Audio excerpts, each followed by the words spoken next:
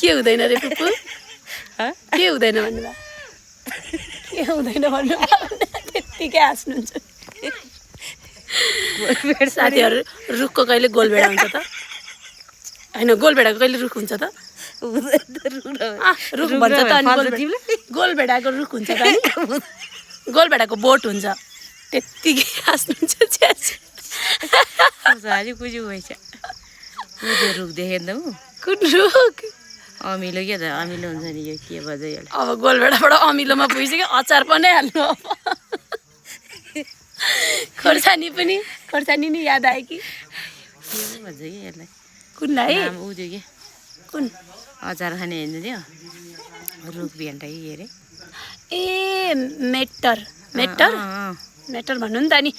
गोलभेडाको रुखै हुँदैन रहेछ अरे गोलभेडाको बोट हुन्छ फुपू र त फुपूलाई सिकाउनु पर्यो यस्तो म झन् सहरमा बसेर मान्छे उहाँहरू